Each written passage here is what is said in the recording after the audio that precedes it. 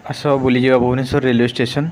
चलतु देखा Bhubaneswar railway station केते बड़ अच्छी एवं कौन तार दृश्य देखा। देखो ओडिशार बड़ रेलवे स्टेशन है भुवनेश्वर रेलवे स्टेशन। ए 6टी प्लाटफर्म अच्छी आपड़ देखिपारे। ये मुझे 6 नंबर प्लाटफर्म पटे आसी 6 नंबर प्लाटफर्म रे ट्रेन मध्य छिड़ा होती। तो ट्रेन छिड़ा होती ये रेलवे स्टेशन अच्छी। ये 6 नंबर प्लाटफर्म पटे आपड़ देखिपे। आउ सबुठारु बड़ रेलवे स्टेशन है यहाँ ओडिशार। वर्षा टिके होची वर्षा टिके होची एटा रेल जाउची। तो वर्षा पाई मु वीडियो शूट करिया आसती कि वर्षा है कर पार्लिनी। देखो यहाँ है ता बाट एपटे देकी मास्टर कैंटीन रु एपटे गोटे सर्टकट रास्ता अच्छी रेलवे स्टेशन क्रॉस करेंगे। ये देखो ये कम चली रेलवे लाइन काम चली समस्त कम करुँच आपड़ देखिपारे। समस्त काम कर ट्रेन ठिया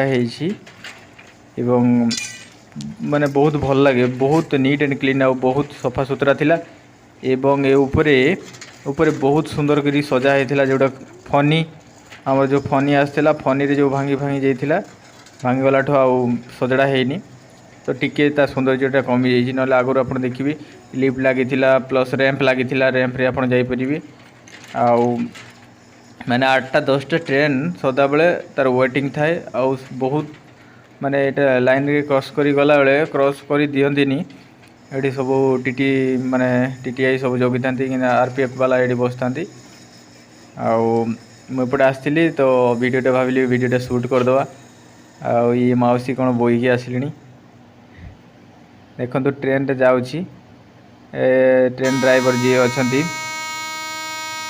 ट्रेन ड्राइवर देखो पायलट लोको पायलट कहती से सिग्नाल देले एवं ट्रेन चलला भितर तांकर तो भितर 2 जन रहती गोटे है असिस्टेंट रहती लोको पायलट आ गोटे लोको पायलट रहती। लाइट बंद करदे लाइट बंद कर देखिए ट्रेन रे केमिति लोक सफर करती मैंने रेल यात्रा। चलतु आज देखीदेवा ट्रेन रे केमिति माने जाती लोक सबू देखी नियंतु थरे।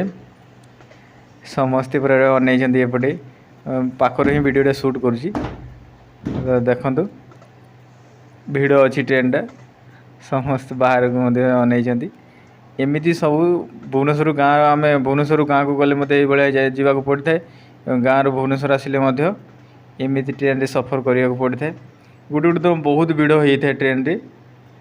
गोटे गोटे दिन आप माने बसवाक भी जगह न था सेमती छिड़ा छिड़ा होकिन पूरा जी भुवनेश्वर घर पूरा टिटलागढ़ सेमती आमर सेमती पहुँची जाइथु।